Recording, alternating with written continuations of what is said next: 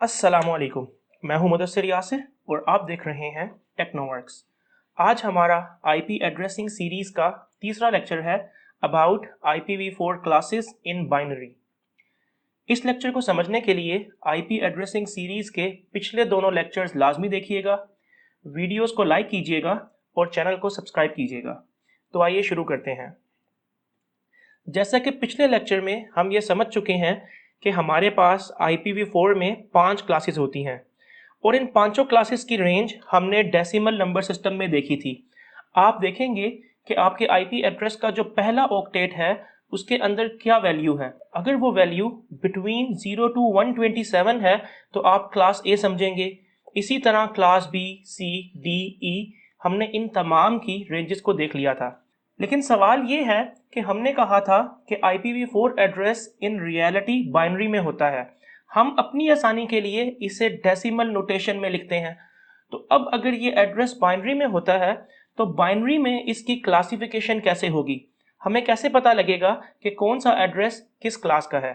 तो बाइनरी में भी हम फर्स्ट ऑक्टेट को देखेंगे और फर्स्ट ऑक्टेट की शुरू की 4 बिट्स देखकर हमें अंदाजा लग जाएगा कि ये एड्रेस किस क्लास से बिलोंग करता है। वो कैसे? अगर आपके पास किसी भी आईपी एड्रेस के फर्स्ट ऑक्टेट की पहली bit means most left bit 0 है तो इसका मतलब ये क्लास ए का आईपी एड्रेस है। इसी तरह अगर किसी भी आईपी एड्रेस के फर्स्ट ऑक्टेट की पहली बिट 1 है और दूसरी बिट 0 है तो आप फौरन समझ जाएंगे कि ये क्लास बी का आईपी एड्रेस है। और इसी तरह अगर फर्स्ट 2 बिट्स 1 हो, थर्ड बिट 0 हो तो ये एड्रेस क्लास सी से बिलोंग करता है। और अगर फर्स्ट 3 बिट्स 1 हो जाएं और फोर्थ बिट 0 हो जाए तो ये क्लास डी है। और इसी तरह पहली 4 की 4 बिट्स अगर 1 हो जाती हैं तो ये क्लास ई बनेगी। आइए जरा इस चीज को एक बार वेरीफाई करते हैं। हमने कहा क्लास ए में आपकी पहली बिट 0 होगी, बाकी बिट्स चाहे 1 है चाहे 0 है इससे कोई फर्क नहीं पड़ता। लेट्स से हम इसको वेरीफाई करने के लिए पहली बिट को 0 पे फिक्स करते हैं और बाकी तमाम बिट्स के अंदर हम मिनिमम वैल्यू पुट कर देते हैं। तो बाकी तमाम बिट्स में मिनिमम वैल्यू 0 हो सकती है, 0, 0, 0। अब अगर इन तमाम 0 को हम आपस में ऐड करें तो हमारे पास आंसर भी 0 ही आता है। और हमने देखा था कि क्लास ए की रेंज 0 से ही स्टार्ट होती है। इसी तरह अगर मैं इसकी मैक्सिमम रेंज निकालना चाहूं तो पहली बिट तो हमारे पास 0 पे फिक्स है, बाकी तमाम बिट्स को आप 1 की वैल्यू दे दें क्योंकि 1 यहाँ पे हमारे पास मैक्सिमम वैल्यू है। अब पहली बिट 0, बाकी तमाम बिट्स 1। अब इन बाकी तमाम बिट्स की वैल्यू को आप आपस में ऐड करें तो 64 प्लस 32 96 होता है। 96 प्लस 16 हमारे पास 112 बन जाता है। 112 प्लस 8 120 बनता है। 120 plus 4 is equal to 124। 124 plus 2 is equal to 126 और इसी तरह 126 प्लस 1 इज इक्वल टू 127। इसका मतलब जो मैक्सिमम वैल्यू यहाँ पे आ सकती है वो 127 है।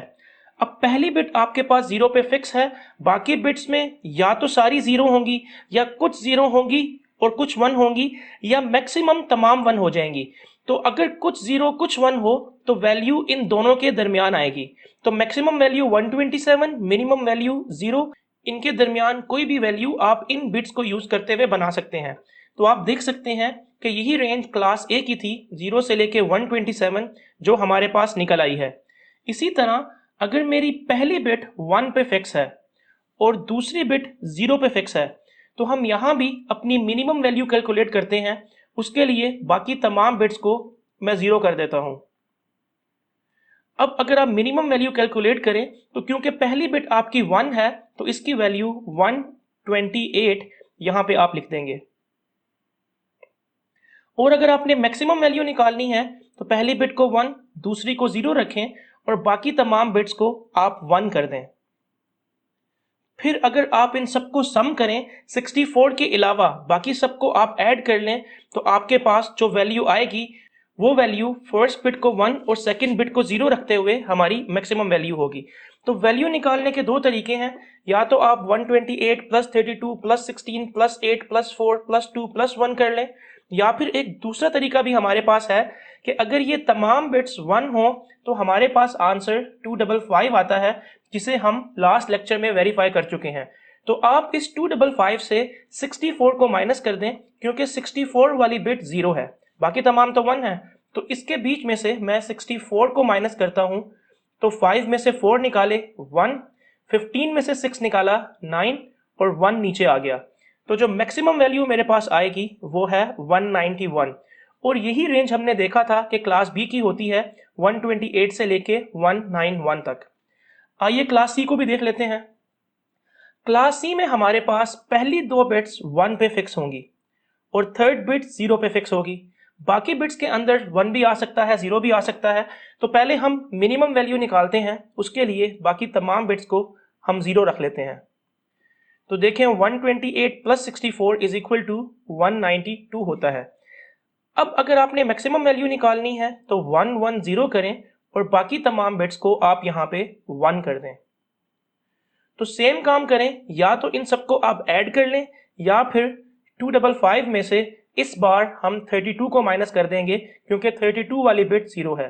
तो अगर 255 में से मैंने 32 को माइनस किया तो 5 minus 2 is equal to 3, 5 minus 3 is equal to 2 और 2 नीचे आ गया, तो ये मेरे पास आ गया 223।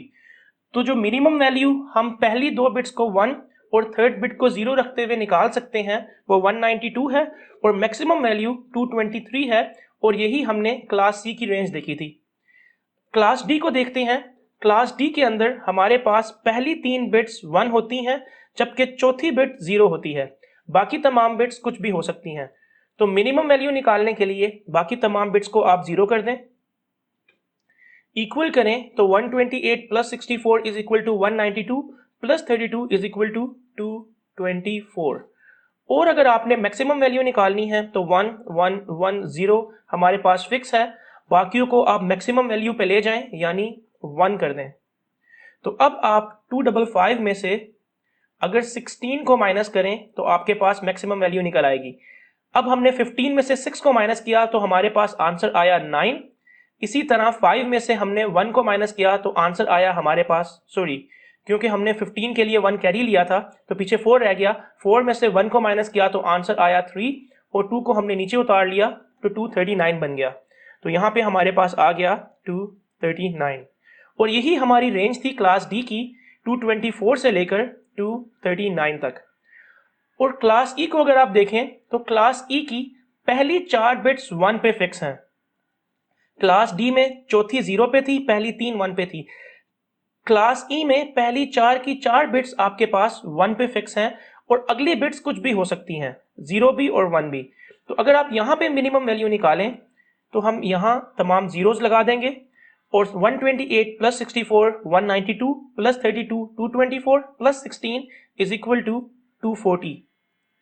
और अगर मैक्सिमम वैल्यू निकालनी है तो आप पहले ही जानते हैं, अगर हमारे पास 8 टाइम्स 1 आ जाए तो आंसर हमारे पास 255 होता है।